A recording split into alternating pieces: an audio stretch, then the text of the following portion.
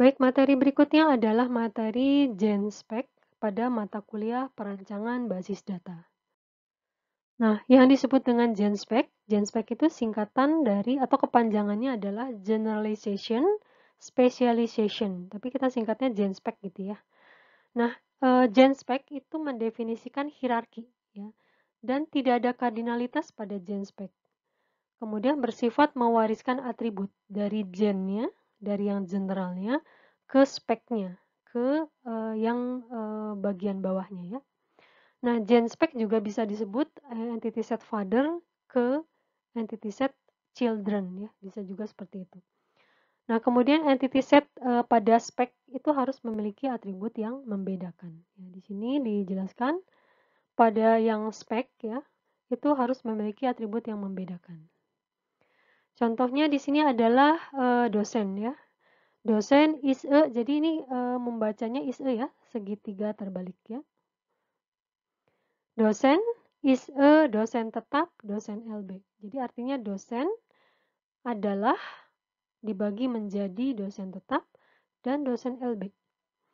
Nah, atribut kunci itu selalu ada di bagian gennya ya. Jadi bagian gennya itu adalah yang ini, yang atas, yaitu dosen dengan atribut-atributnya.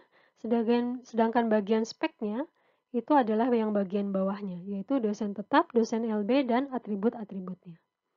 Nah, perhatikan di sini bahwa di bagian atribut kunci itu adanya di bagian gennya ya, bukan di bagian speknya. Atribut kunci itu ada di gennya, bukan di speknya. Kemudian yang paling bawah yaitu spek ya, itu harus ada atribut yang membedakan. Contohnya dosen tetap itu punya atribut NIP, sedangkan dosen LB tidak punya. Nah, itu yang dimaksud dengan membedakan. Nah, kita lihat cara membacanya. Ini maksudnya yang pertama ya. Yang pertama adalah atribut kunci itu adanya pada entity set yang gen-nya, generalization-nya. Kemudian dosen itu atributnya adalah kode dosen, nama dosen, dan alamat dosen. Kemudian untuk dosen tetap, atributnya adalah kode dos dan NIP. Jadi kode dos itu adalah atribut yang ada di gennya, turun atau diwariskan ke bawah. Sehingga untuk membaca yang ini, dosen tetap, itu atributnya apa ya? Dosen tetap atributnya adalah kode dos dan NIP. Nah, kalau dosen LB bagaimana? Untuk yang dosen LB, atributnya adalah kode dos. Loh, kok di sini nggak ada, Kak? Dosen LB kok nggak ada atributnya? Memang, tapi cara bacanya itu lihat dari atasnya. Yang atasnya adalah ada atribut kunci kode dos. Itu turun ke dari gen ke speknya, jadi mewariskan ya. Sehingga bacanya untuk yang ini, sebentar saya hapus dulu supaya nggak banyak coretan. Ya, sehingga untuk yang kalau kita mau membaca entity set dosen LB atributnya adalah kode dos. Ya. Nah, kemudian berikutnya entitas-entitas yang ada pada bagian spek itu harus memiliki atribut yang membedakan. Baik, kita akan masuk ke dalam penjelasan apa yang dimaksud atribut yang membedakan. Apa sih yang dimaksud membedakan? Contohnya begini. Ini ada genspek, pegawai value, is a, dosen, dan staff ya. Jadi artinya pegawai value adalah dibagi menjadi dosen dan staff. Coba lihat di sini. Di sini yang disebut dengan membedakan adalah entity set dosen memiliki atribut kode dosen, sedangkan staf tidak memiliki atribut kode dosen. Jadi entity set dosen memiliki atribut kode dosen, sedangkan staf tidak memiliki atribut kode dosen. Nah, itu yang disebut dengan membedakan. Ada penjelasan lain nggak? Ada. Kita lihat lagi apa yang dimaksud atribut yang membedakan. Di sini ada genspek kendaraan is a mobil dan truk. Artinya kendaraan adalah, is a itu adalah dibagi menjadi mobil dan truk. Coba lihat di sini, atribut kunci selalu adanya di bagian gen-nya ya. Nah, yang dimaksud dengan membedakan pada diagram yang kanan, pada gen spek yang kanan, kendaraan, adalah entity set mobil dan truk masing-masing memiliki atribut yang berbeda sama sekali. Nah, kita lihat yang berbeda itu apa?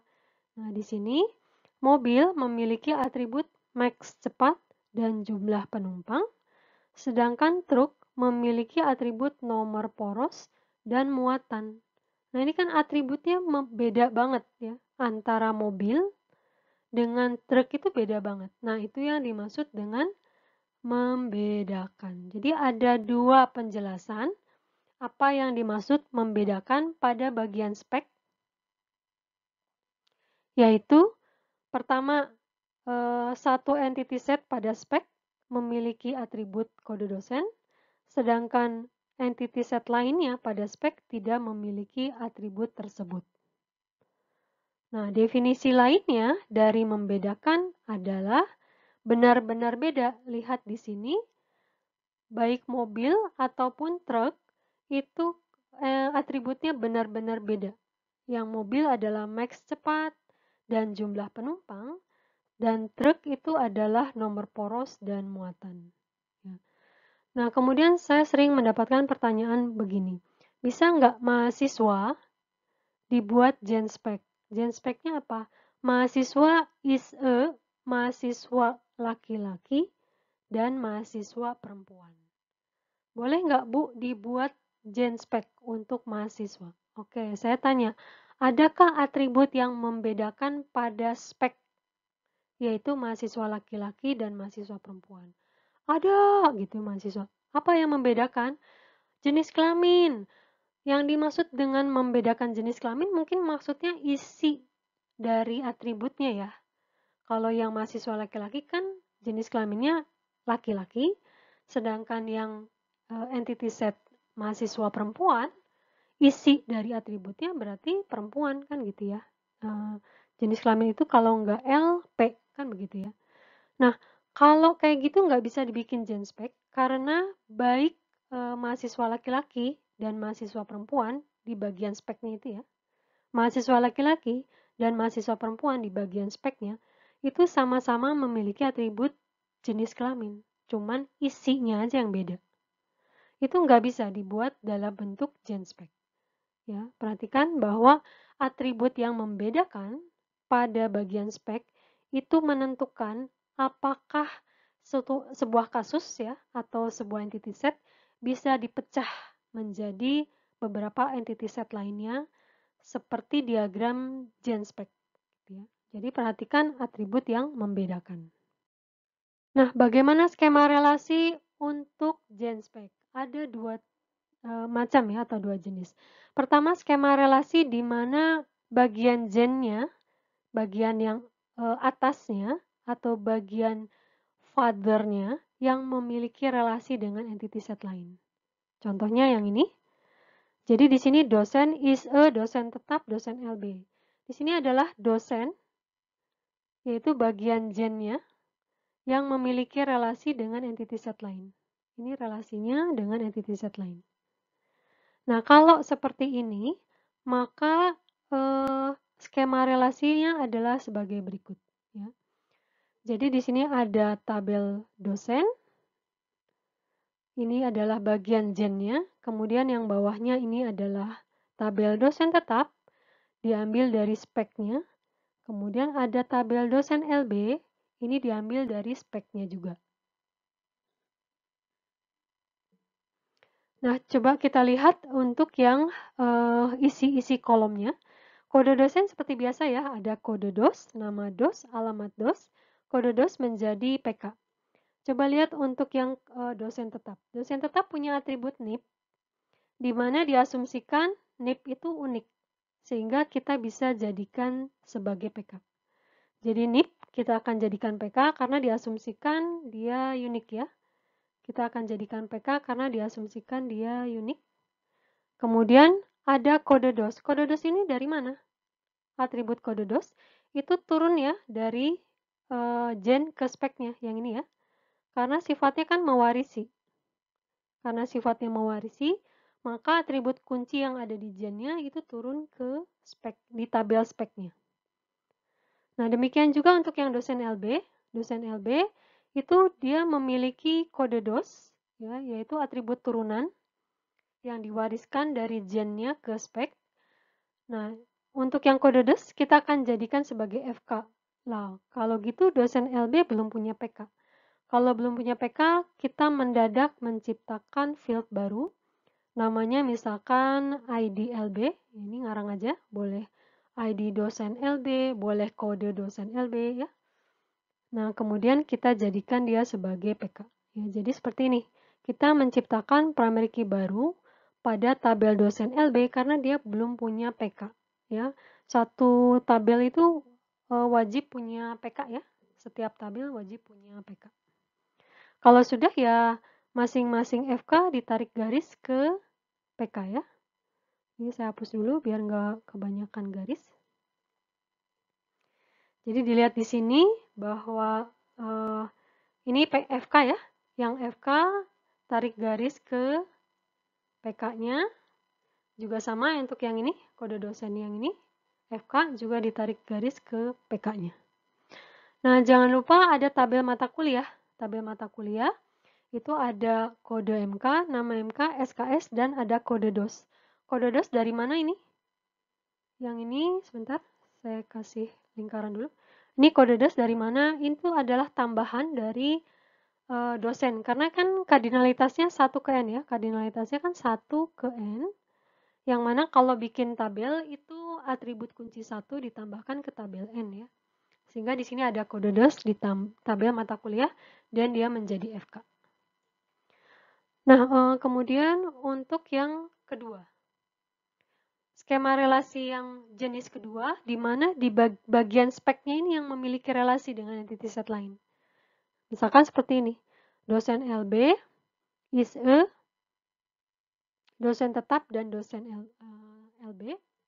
Dosen is a dosen tetap dan dosen LB. Nah, di mana yang memiliki relasi dengan entity set lain adalah bagian speknya. Speknya itu ya entah dosen tetap atau dosen LB yang punya relasi dengan entity set lain. Boleh dua-duanya ya, dosen tetap punya relasi dengan entity set lain, misalkan jabatan. Dosen LB juga punya relasi dengan entity set lain, misalnya startup ya. Kalau misalkan di sebuah universitas, semua dosen LB harus tergabung dalam startup, misalnya seperti itu ya. Maka nanti dosen LB memiliki atau bekerja di startup. Ya. Jadi contohnya seperti ini. Di sini adalah bagian speknya ini yang memiliki relasi dengan atribut kunci lain. Coba lihat tabelnya. Kalau dibuat skema relasi, itu ada 2 tabel yaitu dosen tetap dan dosen LB. Dosen tetap atributnya adalah NIP, yaitu atribut dirinya sendiri. Itu akan dijadikan sebagai PK. Kemudian ada kode DOS, nama DOS, alamat DOS, itu adalah warisan. Atribut warisan dari yang bagian speknya turun ke bawah, tapi diwariskannya atau ditambahkannya ke tabel ya. Nah, sehingga seperti ini ya untuk yang dosen tetap. Nah, untuk yang tabel dosen LB, itu kita menciptakan atribut kunci baru atau primary key baru ya, ciptakan primary key baru, yaitu ID LB, plus punya atribut yang diwariskan juga dari gennya ke speknya, tapi diwariskannya atau ditambahkannya di tabel ya. Jadi dengan demikian dosen LB memiliki atribut kode DOS, nama DOS, dan alamat DOS. Baik, ini adalah contoh dari genspek tapi yang bercabang atau apa ya, berhierarki ya. Genspek itu kan menunjukkan hierarki ya. Tetapi ada lagi genspek yang akhirnya bisa dipecah lagi menjadi genspek. Contohnya person ya. Person is a itu adalah dibagi menjadi employee dan student. Nah, ternyata employee itu juga menjadi genspek lagi atau bisa dipecah lagi. Employee is a faculty dan administratif.